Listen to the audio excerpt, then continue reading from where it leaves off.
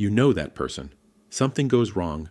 A sound from under the hood, a pipe making a noise it didn't make yesterday, a piece of software doing something no one asked it to do, and everyone in the room looks at each other. Everyone except one person. That person is already walking toward the problem, not performing calm, not faking confidence, just already in it. And watching them makes you feel two things simultaneously. Relieved they're there, and quietly unsure about yourself. So what is actually happening inside someone like that? Because from the outside, it looks like competence, but competence is just the result. The real thing is happening somewhere much deeper. Let's start where it actually begins. Not when they become good at fixing things, when they first discover that the world bends. A kid jiggles a wire and a light comes back on. They press a combination of buttons and a device unfreezes. They put pressure on something and the bleeding stops.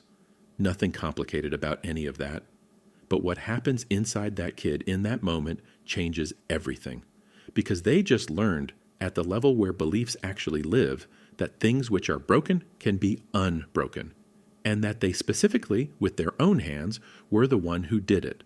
Psychologist Albert Bandura spent years building a theory around exactly this moment. He called it a mastery experience and identified it as the single most powerful source of what he called self-efficacy. Not a general optimism, not things usually work out.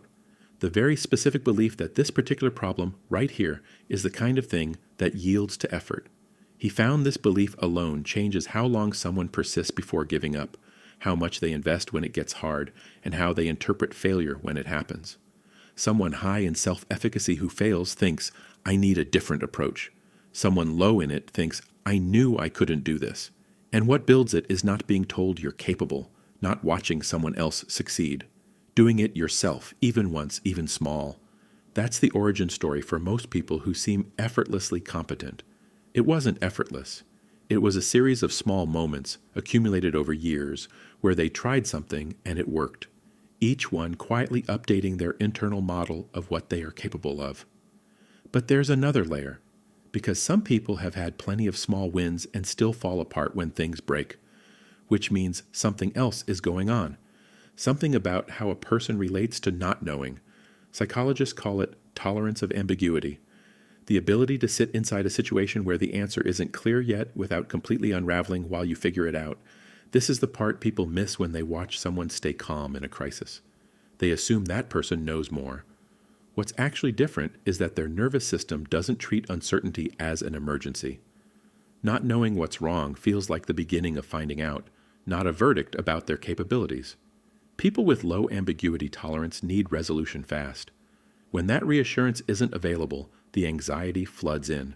They freeze or they outsource or they step back and wait for the person who looks like they know, which is usually the person already walking toward the problem. Julian Rotter identified another piece of this. He called it locus of control, the degree to which a person believes their own actions determine outcomes. People on the internal end of that scale don't just fix more things. They cope with stress more effectively, they're less prone to depression, they persist longer, they recover faster from failure.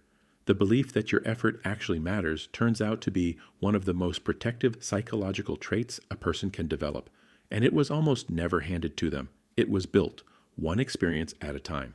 Now here's where it gets complicated, and I want to stay honest, because this is the part most conversations skip. Not everyone who always knows what to do is operating from a healthy place. Some people became fixers because they had to be. Because in their household, being helpless wasn't safe. Needing something wasn't tolerated, so they built a self that never needed anything. They didn't develop this because they found it fascinating. They developed it because requiring help felt at some point genuinely dangerous.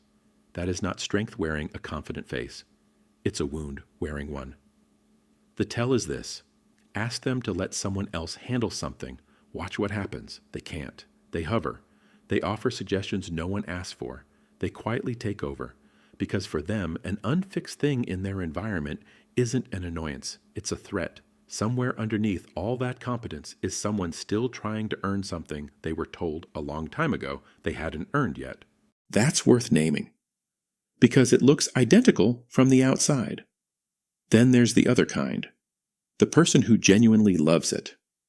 who tears apart something they already fixed just to understand it better, who explains what went wrong with more detail than anyone asked for, not because they're showing off, but because they're still slightly amazed by it. These people fell in love with the gap, that specific space between not working and working. They find it genuinely interesting. They also share something else. They learned that being wrong is information, not identity. If something didn't work, the problem got smaller, not them. They learned what it wasn't. That relationship to being wrong is very hard to teach, but it was almost always modeled by someone. A parent who said, "Interesting, why do you think that happened?" A teacher who treated a wrong answer like a data point. Someone who made it safe to not know yet. Research on expertise, particularly Anders Ericsson's work on deliberate practice, found that what separated people who became genuinely excellent from those who plateaued wasn't raw talent. It was how they processed failure. Experts engaged with their mistakes. They stayed curious about what went wrong and adjusted. People who stopped improving avoided the discomfort of their own errors, which meant they stopped learning. The relationship with failure is the mechanism, not the absence of it. So what does this mean for someone who doesn't feel like that person? Who wouldn't walk toward the problem? Who would honestly be looking for someone else to handle it? It means something simple and slightly uncomfortable. This is not a personality type. It is not something you either have or you don't.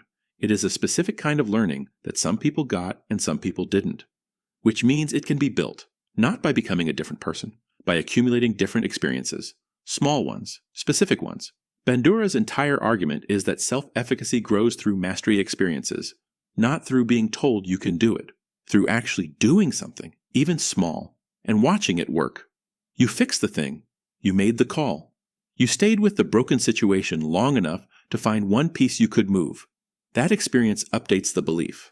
That's where it starts. The difficulty is that most people who lack this wait to feel ready first, and that feeling almost never comes. Because readiness is not what precedes action. It's what action produces. You don't feel ready and then begin. You begin, and then, somewhere along the way, you notice you're less afraid. And this extends far beyond broken pipes and error codes.